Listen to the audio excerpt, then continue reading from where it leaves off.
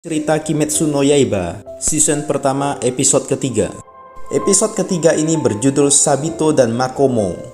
Scene awal ditampilkan tentang pembasmi iblis, jumlah mereka ada ratusan. Organisasi ini tak diakui pemerintah secara resmi dan identitas dari pemimpin pembasmi iblis masih belum diketahui. Sedangkan iblis, mereka membunuh manusia dan memakannya. Mereka memiliki fisik yang luar biasa dan penyembuhan yang cepat. Mereka tidak bisa dibunuh selain dengan cahaya matahari atau memenggal kepala mereka dengan logam khusus. Dan para pembasmi iblis menghadapi iblis secara langsung. Mereka harus melawan iblis demi melindungi manusia. Scene berpindah kepada Tanjiro yang sedang berlatih bersama Urokodaki.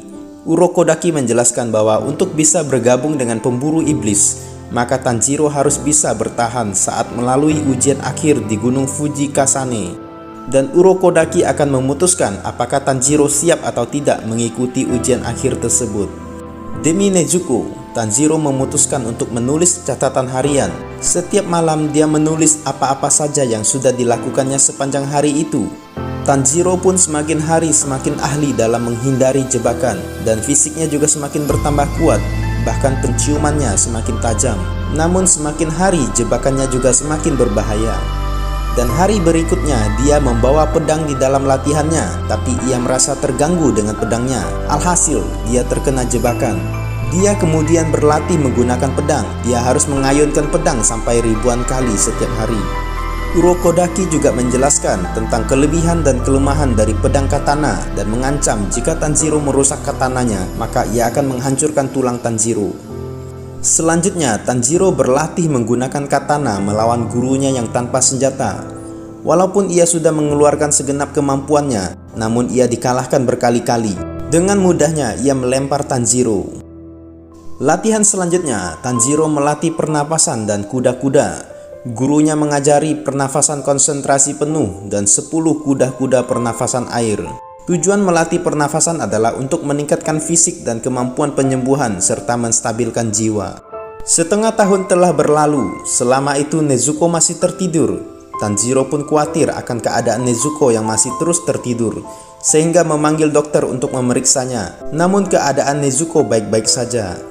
Bukan saatnya memikirkan itu, ia harus tetap berfokus pada latihan dan terus berlatih agar menjadi kuat. Akhirnya, setelah 1 tahun Tanjiro berlatih di Gunung Sagiri, Urokodaki mendadak mengatakan kepadanya bahwa tak ada lagi yang bisa ia ajarkan. Selebihnya tergantung kepada Tanjiro sendiri apakah ia bisa mengembangkan ilmunya atau tidak. Kemudian Urokodaki mengajak Tanjiro ke suatu tempat. Di situ ada sebuah batu yang besar. Urokodaki mengatakan, jika Tanjiro bisa membelah batu itu, maka ia akan diizinkan ikut ujian akhir. Tanjiro agaknya ragu kalau ia bisa membelah batu itu. Namun bagaimanapun, Tanjiro harus berusaha mencoba membelah batu itu. Berkali-kali ia mencoba, namun ia selalu gagal. Setiap hari ia mencoba membelah batu itu sampai setengah tahun sudah berlalu, tetap ia tidak berhasil. Saat dia mulai putus asa, dia menyemangati dirinya. Ia membenturkan dahinya ke batu itu. Tetapi ada suara dari atas batu mengatakan, "Berisik, laki-laki tidak boleh merengek." Ternyata ada seorang anak laki-laki bertopeng rubah di atas batu yang tidak tahu dari mana asalnya. Singkat cerita, anak laki-laki itu kemudian menyerang Tanjiro dengan pedang kayunya dan mengejek Tanjiro kalau ia lambat, lemah, dan tak berpengalaman. Tanjiro bingung mengapa tiba-tiba anak lelaki itu muncul dan menyerangnya. Anak itu kemudian mengajaknya berduel. Tetapi Tanjiro khawatir duel ini tidak seimbang karena ia menggunakan katana, sedangkan laki-laki itu hanya pedang kayu.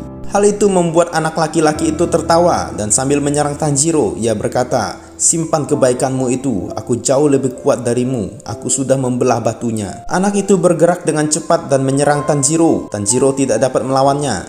Anak itu mengatakan bahwa Tanjiro tidak menguasai apapun, khususnya teknik pernafasan yang diajarkan Urokodaki. Kemudian anak itu berkata bahwa Tanjiro hanya mengingat caranya saja, tapi teknik pernafasan itu tidak tertanam di dalam tubuhnya.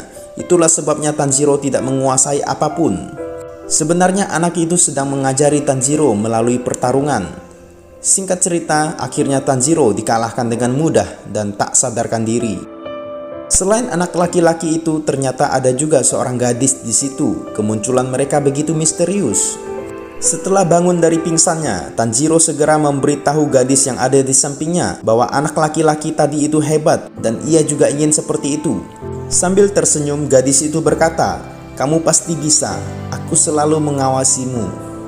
Ternyata anak lelaki itu bernama Sabito dan gadis itu bernama Makomo.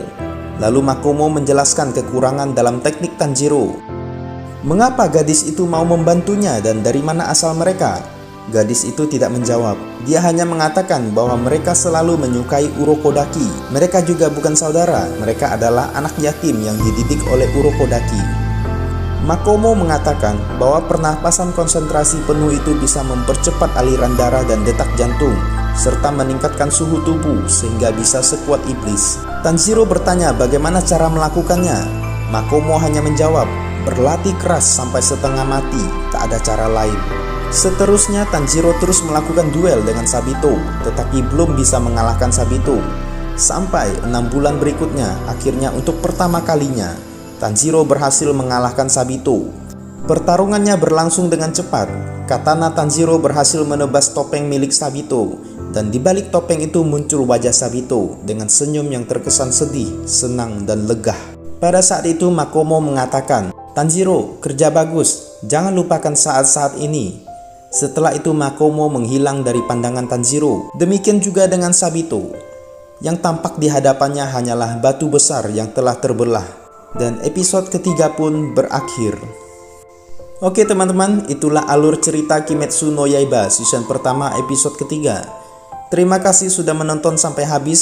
Semoga terhibur dan jika menyukai video ini, jangan lupa like, comment, subscribe, dan nyalakan lonceng notifikasinya. Sampai bertemu di video selanjutnya. Selamat datang kembali di channel FTC Anime Lover. Pada kesempatan ini Mimin akan kembali melanjutkan alur cerita Kimetsu no Yaiba season pertama episode ketiga.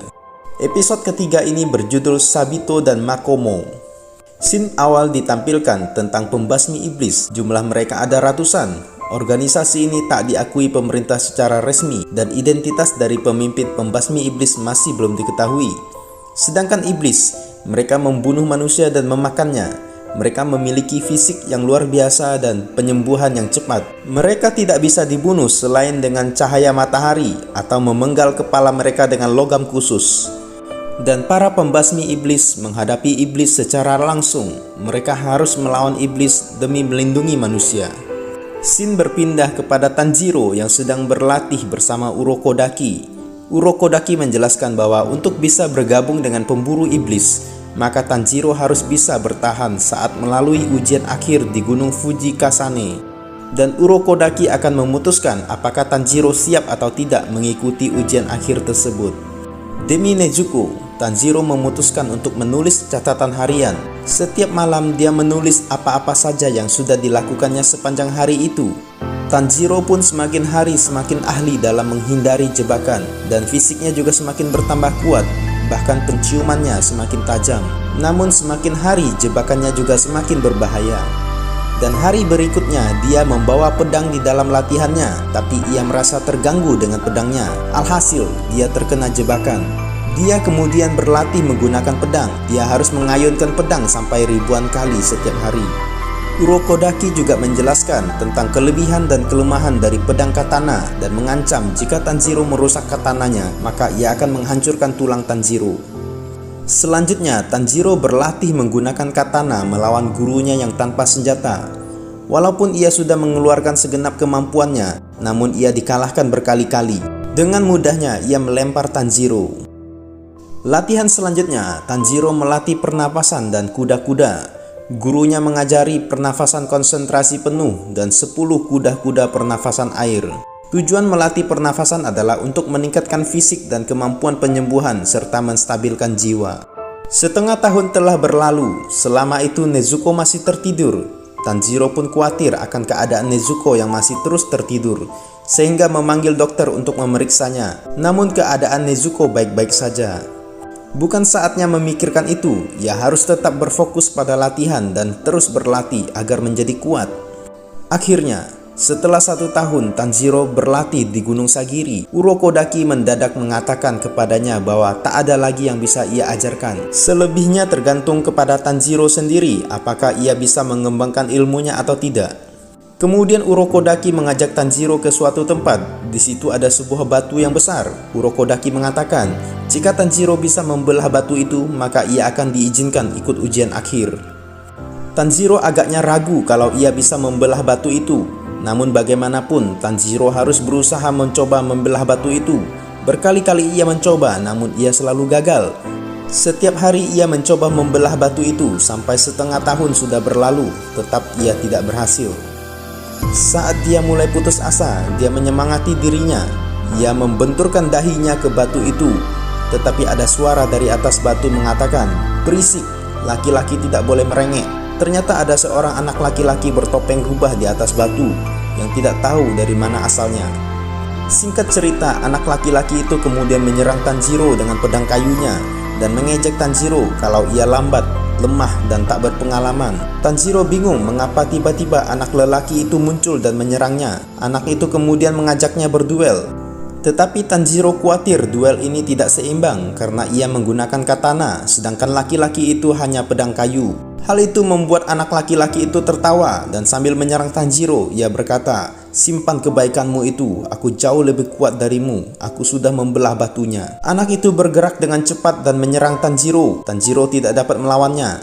Anak itu mengatakan bahwa Tanjiro tidak menguasai apapun, khususnya teknik pernafasan yang diajarkan Urokodaki. Kemudian anak itu berkata bahwa Tanjiro hanya mengingat caranya saja, tapi teknik pernafasan itu tidak tertanam di dalam tubuhnya. Itulah sebabnya Tanjiro tidak menguasai apapun. Sebenarnya anak itu sedang mengajari Tanjiro melalui pertarungan. Singkat cerita, akhirnya Tanjiro dikalahkan dengan mudah dan tak sadarkan diri. Selain anak laki-laki itu, ternyata ada juga seorang gadis di situ. Kemunculan mereka begitu misterius. Setelah bangun dari pingsannya, Tanjiro segera memberitahu gadis yang ada di sampingnya bahwa anak laki-laki tadi itu hebat dan ia juga ingin seperti itu. Sambil tersenyum, gadis itu berkata, "Kamu pasti bisa, aku selalu mengawasimu." Ternyata anak lelaki itu bernama Sabito dan gadis itu bernama Makomo. Lalu Makomo menjelaskan kekurangan dalam teknik Tanjiro. Mengapa gadis itu mau membantunya dan dari mana asal mereka? Gadis itu tidak menjawab. Dia hanya mengatakan bahwa mereka selalu menyukai Urokodaki. Mereka juga bukan saudara, mereka adalah anak yatim yang dididik oleh Urokodaki. Makomo mengatakan bahwa pernapasan konsentrasi penuh itu bisa mempercepat aliran darah dan detak jantung, serta meningkatkan suhu tubuh sehingga bisa sekuat iblis. Tanjiro bertanya bagaimana cara melakukannya. Makomo hanya menjawab, "Berlatih keras sampai setengah mati, tak ada cara lain." Seterusnya Tanjiro terus melakukan duel dengan Sabito, tetapi belum bisa mengalahkan Sabito. Sampai 6 bulan berikutnya, akhirnya untuk pertama kalinya, Tanjiro berhasil mengalahkan Sabito. Pertarungannya berlangsung dengan cepat. Katana Tanjiro berhasil menebas topeng milik Sabito, dan di balik topeng itu muncul wajah Sabito dengan senyum yang terkesan sedih, senang, dan lega. Pada saat itu Makomo mengatakan, "Tanjiro, kerja bagus, jangan lupakan saat-saat ini." Setelah itu Makomo menghilang dari pandangan Tanjiro. Demikian juga dengan Sabito. Yang tampak di hadapannya hanyalah batu besar yang telah terbelah. Dan episode ketiga pun berakhir. Oke teman-teman, itulah alur cerita Kimetsu no Yaiba season pertama episode ketiga. Terima kasih sudah menonton sampai habis. Semoga terhibur, dan jika menyukai video ini, jangan lupa like, comment, subscribe, dan nyalakan lonceng notifikasinya. Sampai bertemu di video selanjutnya.